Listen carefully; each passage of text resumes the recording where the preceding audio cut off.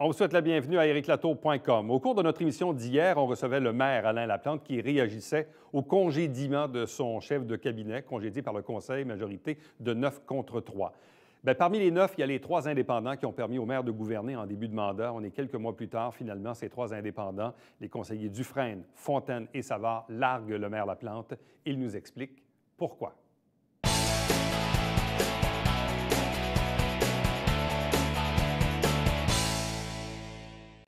Nouvelle crise à l'Hôtel de Ville de Saint-Jean-sur-Richelieu. On a levé ça d'un cran lundi dernier, quand même assez inhabituel, c'est-à-dire qu'on a procédé au congédiement d'un employé, ce qui arrive de façon occasionnelle, mais dans ce cas-ci, ce n'est pas n'importe quel employé, c'est le chef de cabinet du maire Alain Laplante, donc Guy Grenier, qui actuellement est à l'extérieur du pays. 3 invités pour en parler parce que c'est, en fait, le congédiement en tant que tel, ça va être un peu difficile de rentrer dans les détails, mais c'est ce qui en découle.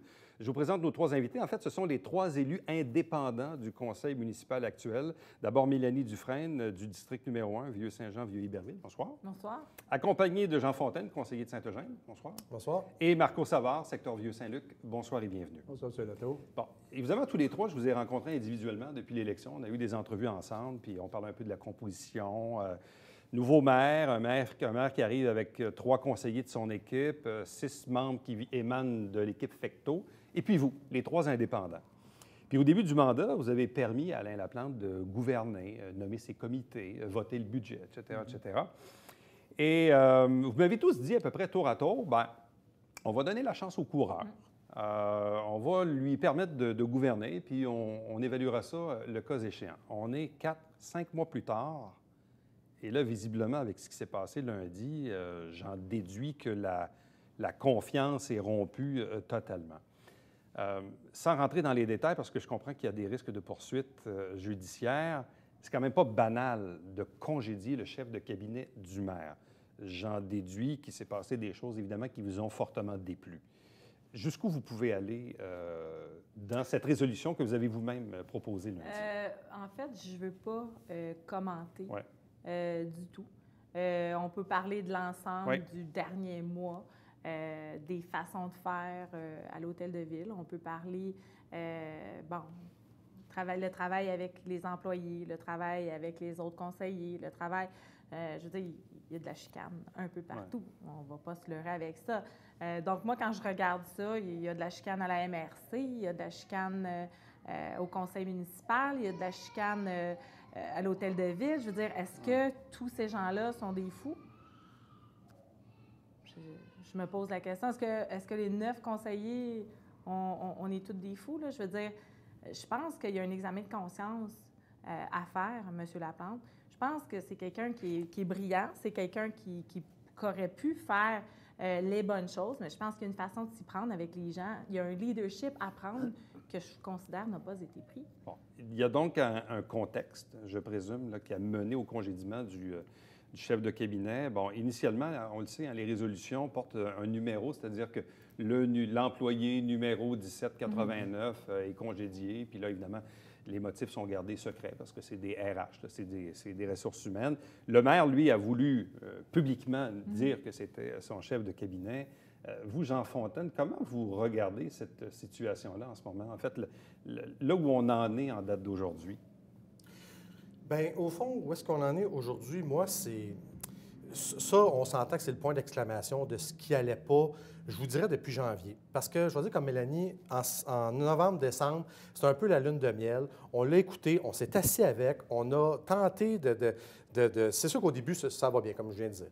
Sauf que là, dossier après dossier, après dossier, après dossier, après dossier, je disais ça à Marco et à Mélanie, à un moment donné, il y avait une gaffe par semaine qui se faisait. Puis là, on s'est dit, à un moment donné, il faut que ça l'émane de quelque part. Une gaffe par semaine, j'en ai plein, là. Je les ai notés ici, là. Tu as le code d'éthique, à un moment donné, les primes de départ où on n'était pas d'accord. Il y a eu des communiqués qui ne reflétaient pas l'ensemble du conseil. Quand M. Laplante aussi a parlé contre François Lapointe, là, qui à un moment donné, il y avait... Le greffier. Est-ce que ça se fait engueuler un greffier en pleine séance publique? La réponse, c'est non. Notre tour de parole, il a fallu qu'on se batte sans arrêt. Et là, finalement, le maire a tempéré, mais il a fallu qu'on se rende loin. Puis c'est ça le problème avec M. Laplante, c'est que À un moment donné, en politique, tu veux faire ton travail, tu vas avoir du plaisir à faire ton travail. Puis avec l'époque de Gilles Delbecq, Marco, tu vas t'en rappeler, on avait du plaisir à rentrer à l'hôtel de ville. Avec Michel, bon, c'était correct aussi, même si on ne s'entendait pas, puis ça, c'est pas la fin du monde. Mais avec Alain, comme le dit Mélanie, ça ne va pas à l'hôtel de ville, ça ne va pas à la MRC, ça ne va pas avec les fonctionnaires, puis là, ça ne va plus avec nous. À un moment donné, il faut qu'il fasse un examen de conscience. Là. Vraiment, là, on est rendu là. Bon, Marco Savard, vous, évidemment, il y a le dossier des golfs là, qui vous impacte un tout petit peu. D'ailleurs, lundi dernier, au Conseil, bon, les opposants même ont joué la carte un peu des attaques un peu plus personnelles en alléguant la présence de votre conjointe qui travaille pour Baillargeon. Puis là, vous avez acheté un terrain de Baillargeon, puis vous l'avez payé peut-être moins cher que le voisin, puis ainsi de suite. Bref, on est un peu là-dedans. Ouais. Donc là, qu'on vous attaque, vous, parce que vous êtes un élu, c'est une chose. Là, on embarque un peu votre conjointe là-dedans. Ça a dû passer de travers un peu. Je pense que c'est déloyal d'agir de cette façon-là, parce que je pense qu'il y a des gens qui veulent s'attaquer à mon intégrité, puis donc d'ailleurs à ma conjointe. Je pense que c'est pas une façon de faire. Je pense que la meilleure façon de faire aujourd'hui, c'est d'agir correctement, puis dire des bonnes choses, puis la réalité aussi. Actuellement, c'est pas la carte qui se joue, ni au conseil de ville, dans le comité plénier. Il y a beaucoup de catimanie qui se produit. Puis de où vient la catimanie, malheureusement, c'est là qu'on détecte des choses qui sont malsaines. Puis je pense que c'est pas l'option qu'on devrait prendre pour faire avancer puis construire la ville intelligemment. Quelle est, selon vous, l'influence du maire Laplante dans actuellement la direction dans laquelle va l'enjeu des terrains de golf et cette organisation-là, des opposants et tout ça? Est-ce que, selon vous, est-ce que le maire a une certaine influence actuellement sur la façon dont vous êtes malmené, disons? Bien, voir qui assiste à l'Assemblée publique, ceux qui siègent, ceux qui sont là à poser des questions, c'est les mêmes qui sont là depuis le début que M. Laplante est au poste. Donc, moi, je prends en considération qu'il y a sûrement un rôle à jouer dans ces éléments-là. Est-ce que c'est lui l'élément déterminant? Je ne pourrais pas le mentionner. Cependant que je pense qu'on voit clairement qu'il y a des choses qui ne devraient pas être faites. Puis même au moment où elle se puis suite à ce qui s'est passé hier soir, entre autres, je pense que le maire a dû prendre connaissance puis intervenir pour bien mentionner que ça allait trop loin, la démarche, que ce qu'il se disait par rapport à mon égard. Fait que je pense qu'un maire responsable devrait commencer par cette situation-là, respecter ses conseillers qui travaillent pour l'ensemble de la population. Bien, moi, ce que je rajouterais, si vous me permettez, c'est ça. Moi, ce que j'ai vu à l'Hôtel de Ville hier, ça fait quand même 13 ans que je siège là. Un maire, il faut qu'il défende un peu ses conseillers autour de la table. Tu sais, même si on n'est pas toujours d'accord, le maire, là, il agit en bon père de famille. C'est comme ça partout. C'est comme ça dans les séances publiques, c'est comme ça à la MRC, c'est comme ça en caucus, c'est comme ça avec les employés. Et puis, carrément, hier, il a envoyé sa meute de loups contre Marco pour frapper sur du personnel. Ça vous dit-tu à quel étage on est rendu, là? C'est grave, là. Les Anglais parlent souvent du body language. Moi, hier, évidemment, j'assiste depuis longtemps aux assemblées et je regardais Mélanie Dufresne. Elle n'avait pas l'air de bonne humeur, la madame, hier. Puis elle était assez pressée quand est venu le temps de proposer la résolution sur le congédiement du chef de cabinet. Mais je sentais, puis tout au long de l'Assemblée, là, avant, pendant, puis après la résolution, je sentais une hargne, une frustration, je ne sais pas, mais il y a un sentiment qui, visiblement, vous habite. Bien, en fait, la chicane, je détestais ça. Je suis une fille de projet, je suis une fille de terrain. Je ne suis pas une fille à faire ce genre de politique-là. J'aime pas ça, je ne suis pas à l'aise avec ça. Fait que c'est sûr que dans un état de stress, où est-ce que, comme M. Fontaine disait, la meute de loups dans l'Assemblée, tu entends les commentaires, tu entends tout, c'est intimidant. C'est stressant. Alors, c'est sûr que je le ressors d'une façon où j'ai l'air fâchée. Oui, effectivement, je suis fâchée, mais je pense qu'il y a beaucoup de stress à l'intérieur du body language que vous avez vu parce que c'est pas une tâche facile puis c'est pas le fun de faire ça. Mais qu'est-ce qui s'est passé en 4-5 mois pour que ça vire comme ça? Parce qu'au début, on donne la chance aux coureurs. Il vous a même nommé à l'exécutif, oui. Il vous a nommé au Montgolfière. Des résolutions surprises sorties d'un chapeau, écrites de la main de M. le maire. Qu'on n'a pas eu le temps de discuter, des projets qui passent vite puis qu'on n'a pas eu de présentation au conseil. Je veux dire, on a besoin d'explications aussi pour les choses sur lesquelles on va voter. Puis on veut bien être de bonne foi puis travailler avec le maire en place, mais minimalement, on a besoin de l'information. M. Latour, si moi je peux continuer, là, on a plein d'autres choses. J'ai une liste de 10 points, j'en ai nommé quelques-uns avant. Je vais continuer. On a tous des projets sur lesquels on ne s'entend pas. Le 175 Champlain, le futur de l'aéroport, le billet gratuit qu'on donne au festival, le projet Évol, le projet Hélios, les golfs, le discours à la Chambre de commerce qu'il a fait quand il a dit que finalement, lui, entre les entrepreneurs et les citoyens, s'il y avait un choix à faire, c'est les citoyens. Comme si le développement économique dans une ville, ce n'est pas important. Les gens d'affaires nous ont appelés au lendemain de ce discours-là, nous ont dit « ça n'a pas d'allure ». C'est une accumulation. C'est une accumulation, puis je n'ai même pas fini, là, je peux continuer encore. Là. Donc, un moment donné, à 1, 2, 3, on lui a donné sa chance. Comme on a dit, on a donné la chance à M. Laplante. Moi, je me suis dit, bon, on ne s'entend pas sur les golfs, c'est pas la fin du monde, tu sais, je veux dire. Okay. Mais là, 2, 3, 4, 5, 6, 7... Puis le dernier en règle, là, le contrat donné à Deveau, tout ce qu'on a lu dans le journal, et la firme d'avocats. Ça ne finit plus. Ça devient un cirque. Ça devient un cirque. Puis moi, je m'attends d'un maire, d'un leader, je m'attends à ce qu'il soit devant sa ville, qu'il soit positif, même si c'est pas nécessairement le fun des fois. Puis on dit toujours, mettre un peu d'eau dans notre vin. Moi, je pense que ça leur a fait toute la différence, en tout cas, ce qui me concerne moi, puis ce qui concerne les indépendants. Puis là, c'est un cirque. On a de la propagande sur Facebook à tout bout de champ. Il y a beaucoup de partisanerie et de populisme à l'intérieur de ça. Moi, je n'ai pas été élue pour travailler pour l'équipe Laplante. J'ai été élue indépendante pour travailler pour les citoyens du district 1. Marco? Je pense que la raison première, c'est de cesser la propagande, comme Mélanie fait part, puis de plutôt travailler ensemble pour construire, pas passer notre temps à se démolir. Là, actuellement, le contexte, c'est de la démolition totale sur tout, parce qu'on cherche à savoir qui va avoir raison, qui va avoir le dessus sur l'autre. C'est pas de cette façon-là qu'on doit travailler. Il faut rester la tête froide. Puis ce qui est à venir dans les prochains projets à venir, qui sont très importants pour la communauté, il faut les analyser, pas arriver avec des situations à l'improviste. Commencer par faire la situation des règles de l'art. Là, le maire vous a retiré votre siège au comité exécutif ce matin. On l'a reçu en entrevue un peu plus tôt, nous disant que ce n'était pas tant pour le vote que vous avez tenu lundi, mais bien pour la veille sur une publication Facebook où vous remettiez en doute un peu sa façon de faire. De faire, oui. De faire. Oui. Et donc, lui nous a dit un peu plus tôt en entrevue, évidemment, qu'il ne pouvait pas tolérer qu'un membre de l'exécutif remette en doute, évidemment, sa façon de faire. Donc, raison pour laquelle il vous a éjecté. Dans votre cas, vous, il vous a gardé, mais là, ce que je comprends, c'est que mathématiquement, il n'y a comme pas le choix non plus. Bien, possiblement. Sur le minimum requis à l'exécutif. Mais il reste quand même la décision. Je peux aussi changer mon siège aussi. Je n'ai pas de problème avec ça. Mais la raison pour laquelle je dois rester la tête froide dans la situation actuelle. Parce qu'il faut comprendre qu'on est quand même 12 alentours de la table. Puis je pense qu'il faut maintenir une certaine neutralité. Puis ce qui va être très important dans les prochaines années qui s'en viennent, c'est de rester neutre le plus possible pour faire les bons choix. Bon. Si demain matin, je décide de m'imposer et de faire des choix différents puis me rallier, si on veut, exactement, perdre mon poste de ma situation d'indépendant, c'est le contraire. Je pense qu'il faut rester stable puis le plus réfléchi possible. Bon, parmi les réactions du maire, il nous l'a répété en entrevue, il dit évidemment que le fait qu'on lui congédie son chef de cabinet, on dit que c'est un congédiement illégal, on dit que c'est un geste partisan, on dit que c'est un putsch politique pour lui mettre des bâtons dans les roues et l'isoler davantage. Qu'est-ce que vous répliquez à ça? Partisan de quoi? Partisan de quelle équipe? Je ne fais pas partie d'une équipe. Donc, moi, je ne comprends pas que c'est un geste partisan. Je suis partisane de qui?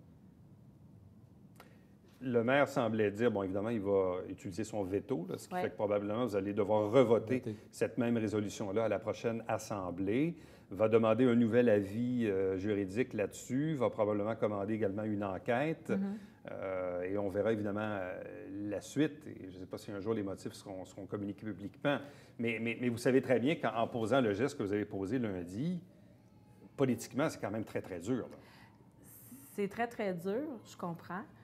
Par contre, c'est un employé de la Ville. Il y avait une description de tâche, il y avait une probation, donc je ne peux pas en dire plus là-dessus. Mais ceci dit, c'est un employé comme tout le monde. Ce n'est pas une mauvaise personne, mais c'est un employé comme tout le monde. Il y a des règles. Est-ce que les règles ont été suivies? Monsieur Latour, tu sais, j'en ai parlé dans mes 10 points là, que je reproche, c'est l'aboutissement de tout ça, le chef de cabinet. Tu sais, on se dit, faut que le chef de cabinet, qui est payé par la ville, doit représenter les 12 conseillers et non que l'équipe du maire. C'est ça, dans le fond, puis je vais m'arrêter là, parce que je ne veux pas commenter davantage. Mais il y a 12 conseillers autour de la table, puis quand M. le maire, hier, a dit « c'est moi le maire », vous avez vu son côté très théâtral, ça m'a pratiquement fait verser une larme, c'est lui le maire. Mais M. Laplante a eu une bonne puis une mauvaise nouvelle le 6 novembre. La bonne nouvelle, c'est qu'il a été élu maire de la ville. Puis ça, je lui donne, il a travaillé fort, il est devenu maire. Je l'ai dit à la surprise générale, je pense qu'il n'y a pas grand monde qui l'attendait là, il a gagné. La moins bonne nouvelle, c'est qu'il a été élu minoritaire. Et quand il dit « c'est moi le maire de la ville », il oublie qu'il y a 9 autres conseillers aussi, qui là, manifestement, ils viennent d'en perdre 3. Moi, je ne comprends pas. Moi, ce que je demande à M. Laplante, puis les citoyens, c'est ça qu'ils demandent là, pour les prochaines années. Ils veulent que la ville s'administre, puis ils veulent un maire qui joue son rôle de maire. Mais pour faire ça, il faut ratisser large. Là, il vient de larguer 3 conseillers qui l'ont appuyé au début du mandat. Comment ça peut continuer, cette histoire-là? Là, c'est quoi la suite? Bon, on verra évidemment le prochain vote, évidemment, pour entériner à nouveau cette résolution-là. Mais au-delà de la résolution, est-ce que la prochaine étape, est-ce que c'est de revoir la formation des comités? Est-ce que c'est de revoir, est-ce que c'est de lui imposer un nouveau maire suppléant? Est-ce que c'est même à la limite de revoir les pouvoirs du comité exécutif? Parce qu'aux 2 tiers, vous pouvez aller jouer là-dedans un peu. Ouais. Est-ce que c'est ça les prochaines étapes? Ce qui serait le fun, ce serait de voir ce qu'il a proposé. Je veux dire, quand on est arrivé avec le dossier de M. Grenier, quand c'est arrivé cette semaine, il n'y a pas eu de proposition de négociation. Il ne nous a pas parlé. Il est parti en claquant la porte, puis il n'a pas enchaîné. Donc, est-ce qu'on est parlable? Oui. Est-ce que c'est encore possible de jaser? Oui. Nous autres ici, on veut juste un climat de paix autour de la table du conseil. On est prêt à travailler avec lui, mais est-ce que lui est prêt à travailler avec nous? Là est la question. Croyez-vous que c'est réversible? Mon expérience politique me dit que, tu sais, Robert Bourassa disait 6 mois en politique, c'est une éternité. On est à 3 ans et demi des élections. Ce que M. Delbecq aussi disait, c'est que, puis c'est ça que je ne comprends pas de ce maire-là aussi. Là, on a fait des élections il y a 6 mois. Les gens nous ont voté à Mélanie à 80 moi 54. Marco, comment tu as eu? 40. 40. Les élections ont été faites il y a 6 mois. Là, c'est le temps de gouverner. De travailler. C'est plus le temps de faire de la petite politique. C'est le temps de gouverner. C'est ça que les citoyens nous demandent. C'est ça qu'il faut qu'il arrive. Mais si ça continue, nous autres, on a la main tendue, on est prêt à le faire, OK? Parce qu'on a l'expérience. Mais c'est sûr et certain que si la petite politique partisane continue, oui, on va aller jouer dans ce que vous avez dit, c'est clair. Là. Ce qui est important aussi, c'est de respecter nos cadres fonctionnaires et nos employés de la ville dans toute cette démarche-là. Parce que c'est bien beau vouloir diriger une ville, mais quand tu n'es pas capable de respecter tes cadres supérieurs qui sont qualifiés, en passant, parce que la ville, aux dernières années, ça a toujours très bien fonctionné. Puis je pense qu'on est quasiment comme une ville exemplaire par rapport à leur efficacité. Alors, commençons à établir cette relation-là avec les employés de la ville et les cadres supérieurs. Suite à ça, à ce moment-là, le manœuvre se fera par lui-même. Mais définitivement, moi, chaque chose que j'entends qui paraît mal envers un de mes employés de la ville, ça me dérange énormément. Respectons cette première entente-là, des engagements. Suite à ça, pour moi, le parcours va se faire...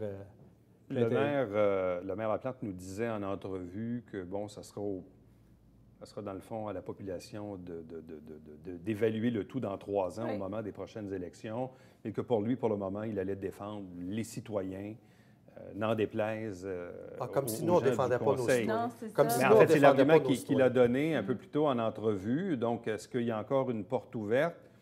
Est-ce qu'il y a place à la négociation? C'est à lui de choisir, c'est lui le leader. C'est lui le leader.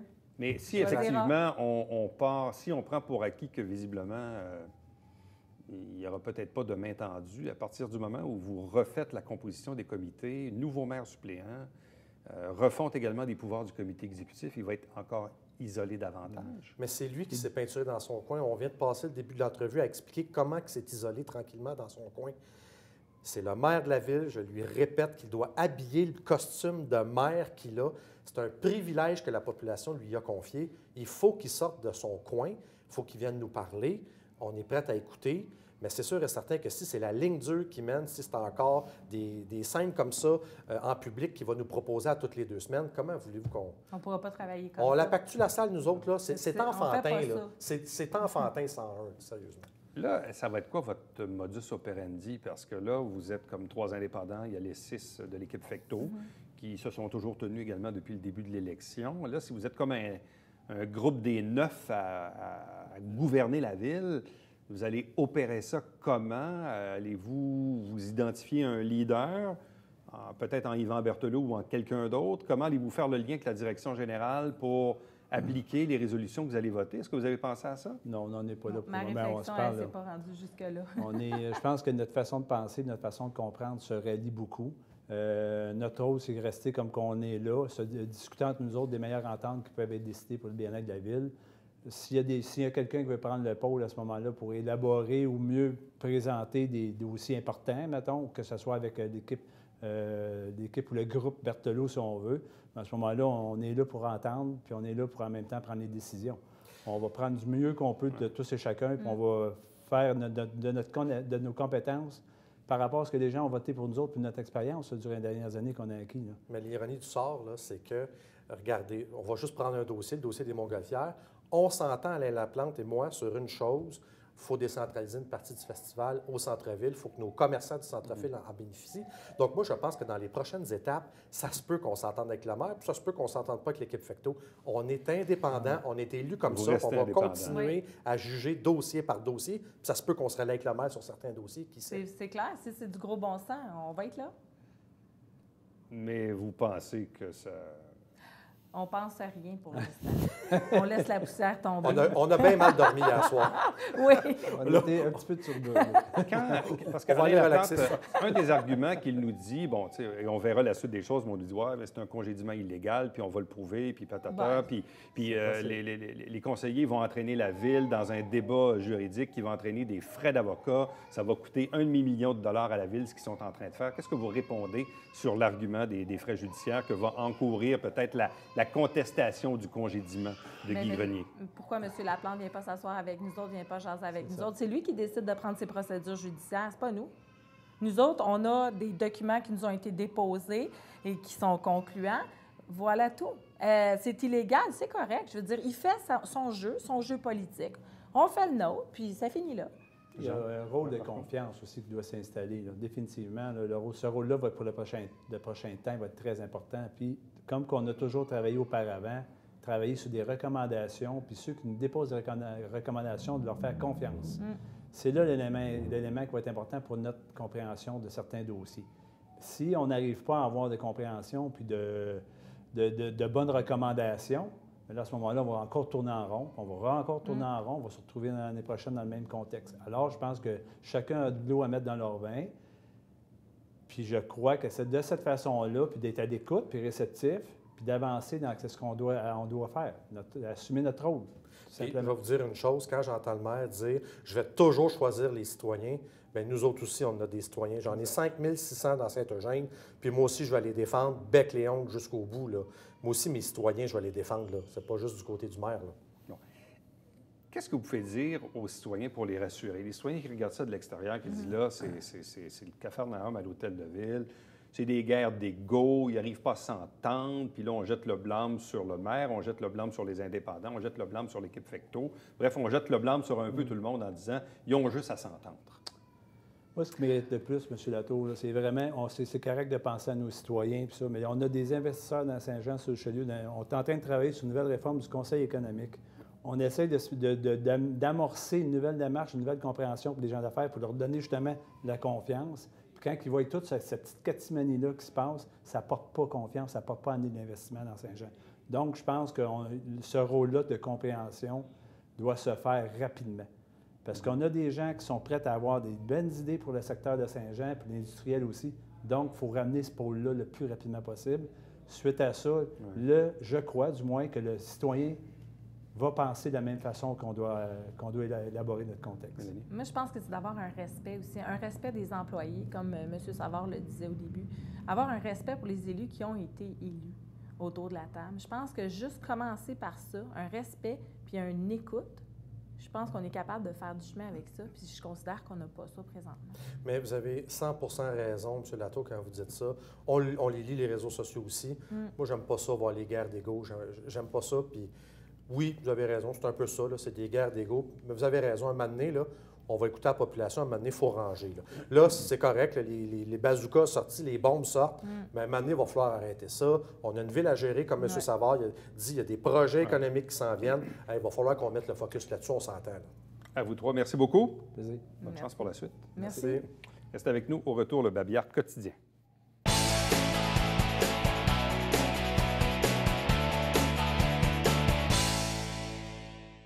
Mesdames et messieurs, bonjour et bienvenue à la Justice entre nous. Mon nom est Seb.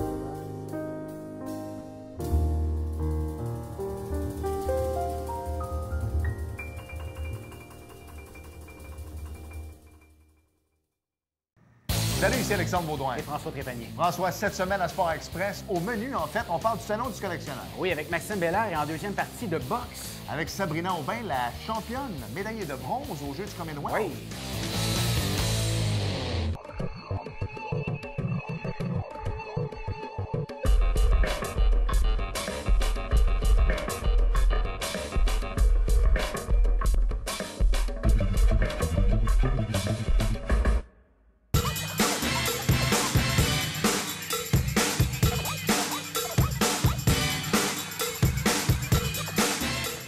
Dimanche, 9h30, Télé Bingo, on vous attend.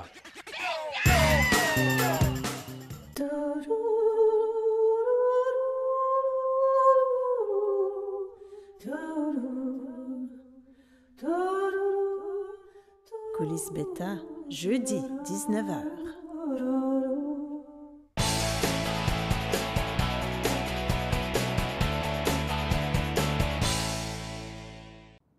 Le 18 avril, c'était la date pour le deuxième versement de taxes à la Ville de Saint-Jean-sur-Richelieu. Donc, si vous avez pris quelques jours de retard, bien, vous pouvez corriger la situation dès maintenant. Parlant de la Ville, chaque semaine, on vous présente un résumé des travaux du Conseil de Ville. L'émission s'appelle tout bonnement Saint-Jean-sur-Richelieu, en ondes ou sur le web. Chaque dimanche matin, 9h30 en direct, c'est le Télébingo, 4 000 $ en prix, 30 dépositaires pour acheter vos livrets. Allez sur le site web de la télé, tvhr9.com pour avoir la liste. Et puis, entre-temps, commentaires, suggestions, vous pouvez m'écrire par courriel, plus facile, plus rapide. Éric Latour en un mot, à commercial tvhr9.com. À demain. Bye bye.